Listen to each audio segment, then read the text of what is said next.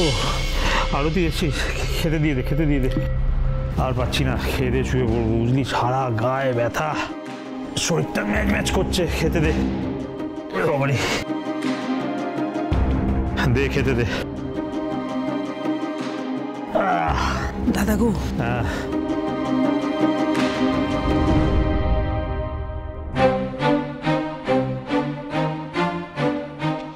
ওমা, মা, ওমা কিরকম করে দাঁড়িয়ে আছিস কেন? আর খেতে আয়। দাদা গো দেখো না, তখন থেকে জিজ্ঞেস করছে কি হয়েছে বল, কিচ্ছু বলছে না, আর ওইভাবে দাঁড়িয়ে আছে, ঠায় দাঁড়িয়ে আছে। সে কি? আমার মার কি হয়েছে দেখি একবার, দেখি দেখি দেখি দেখি আমার মার কি হয়েছে দেখি। ওমা ওমা ওমা এরকম করছিস কেন? চল না খেতে, চল না। আমি খাবো না, আমার খিদে নেই। এই খিদে নেই বলছে? কি আশ্চর্য দিদিমণি, খাবো না বললে হয়? সে কখন খেয়েছো তুমি বলো তো? আর আজকের দিনে তুমি না খেয়ে থাকলে চলবে বলো? এই দেখো না, আমি সব তোমার পছন্দের রান্না করেছি, এসো। এই তো পছন্দের রান্না। বললাম তো আমার খিদে নেই, খাবার আমার গলা দিয়ে নামবে না। কেন? তোমার জন্য বাবা। আমার জন্য? হ্যাঁ হ্যাঁ তোমার জন্য। তুমি আমাকে একটু শান্তি দাও না বাবা। এসব কি বলছিস তুই? তুমি আগে আমাকে কথা দাও, তুমি আজকে অফিসে চিঠি লিখে জানিয়ে দেবে তুমি এই কাজ করবে না, তুমি মেডিকেল নেবে। কি বলছিস বলতো, আমি তো কিছু বুঝতে পারছি না। কেন না বোঝার কি আছে? তুমি তো এমনিতেই কিছুদিন পর রিটায়ার করবে বাবা, তাহলে কেন কেন তোমাকে এই অশান্তির মধ্যে থাকতে হবে? কেন তোমাকে এই ভয়ানক কাজের মধ্যে যুক্ত থাকতে হবে বলো? না মানে আজ যা হলো তাতে তোমার যদি কিছু হয়ে যেত বাবা, আমার আর পিসির কি হতো?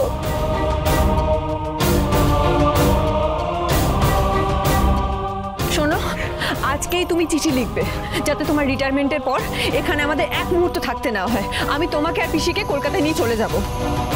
আচ্ছা হবে হবে হবে, আগে তুই ভর্তি হ তারপর।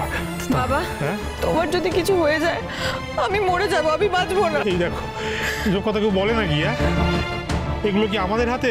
এ তো ভগবানের হাতে, কখন কার কি হয় বলা যায় মা? বল, এরকম বলতে নেই। শোনো, আমি তোমার আর কোনো কথা শুনতে চাই না। আমি তোমাকে আর পিসিকে কলকাতায় নিয়ে চলে যাব। আর এমনিতে ওই শহরের তো আমি কিছুই চিনি না, এই নবীনপুরের বাইরের পৃথিবী সম্পর্কে আমার কোনো ধারণাই নেই, তাই তোমাকে তো আমার সঙ্গে যেতেই হবে। যাও, দেখছি, যাবো যাবো। তুই আয় তো, আয় খেতে আয়। আর তুই দে। হ্যাঁ হ্যাঁ আয়, বস, আয়। ও মা শোন না, এই থানায় নতুন অফিসার এসছেন তো, ওনাকে একটু বুঝিয়ে টুজিয়ে দিই, তারপর না হয়। ওই সুন্দরের কাজ বাবা, ও চায় যাতে এই নতুন অফিসার এখানে থাকতে না পারে। তুমি বুঝতে পারছো তো? ওনাকে শেষ করে দিতে চায়।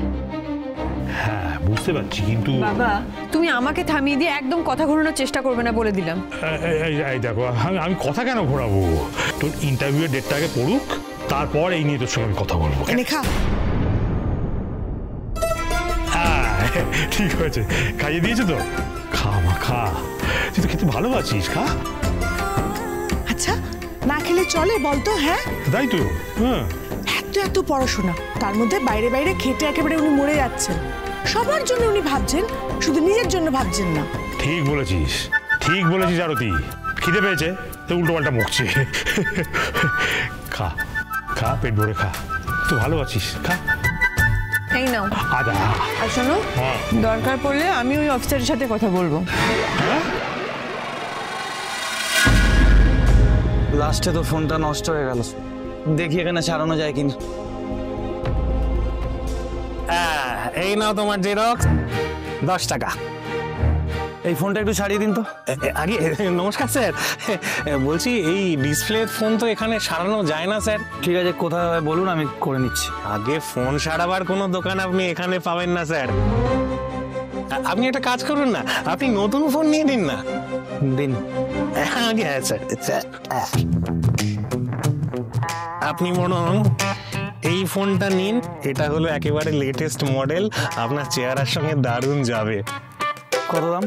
আগে কি যে বলেন না স্যার, আপনার থেকে আর কি দাম নেব, এই দোকান তো আপনারই, আপনি দেবেন পছন্দ মতন কিছু একটা।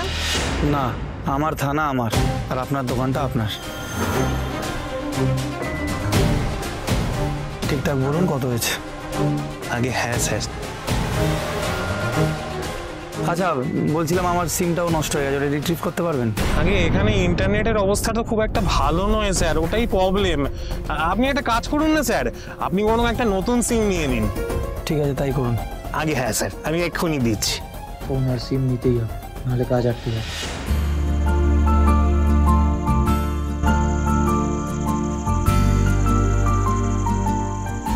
স্যার এর আগে এখানে এমন কোনো পুলিশ আসেনি যে পঞ্চাদার দোকান থেকে টাকা দিয়ে জিনিস কিনেছে।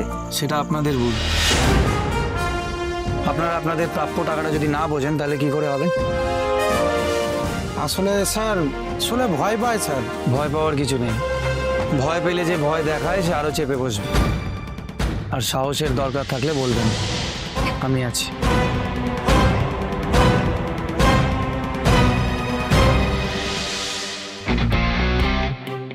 কে?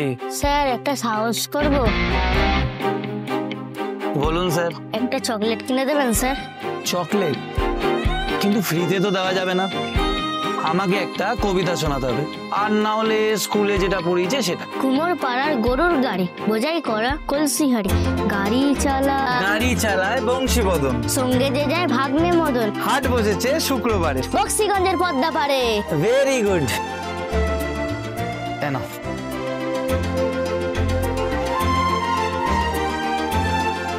তুমিও নাও। Thank you uncle. Welcome thank you uncle. Welcome welcome.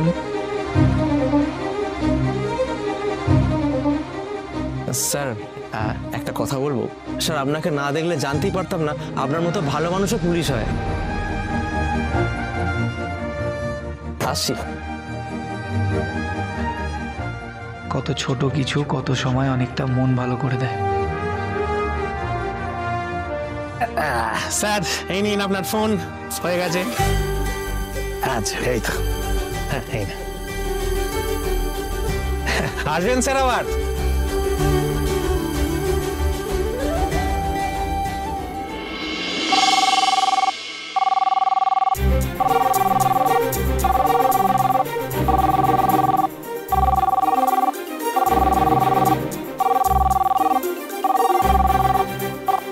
Hello, কে আদিত্য? হ্যাঁ মা। তুই কোথায় ছিলিস বাবা? সবাই এত টেনশন করে মরে যাচ্ছে, তোকে ফোনে পাওয়া যাচ্ছিল না, কি হয়েছিল তোর?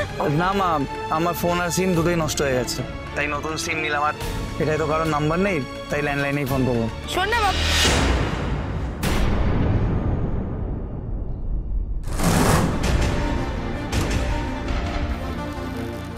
আদিত্য, বড় মা, তোমার কোনো কাণ্ডজ্ঞান নেই না? বৌদির এই অবস্থা সেটা দেখেও তুমি ফোনে কথা বলেই যাচ্ছ। আমার তো ছেলে। তাই থামবে? আচ্ছা তোরা দুই ভাই মিলে কি ঠিক করেছিস বলতো? আমাদের বাড়ির লোকগুলোকে শান্তিতে থাকতে দিবি না। আমরা চিন্তা করছিলাম আদিত্য, ভালো আছিস তো? বেশ বেশ বেশ। আচ্ছা তুই কবে বাড়ি আসছিস বলতো? বিয়ের জন্য সম্বন্ধ দেখা হচ্ছে তো। আরে বাবা, আমার ছোটদার জন্য এসব সম্বন্ধ দেখতে হবে না, ওর তো এমনি একজন আছে।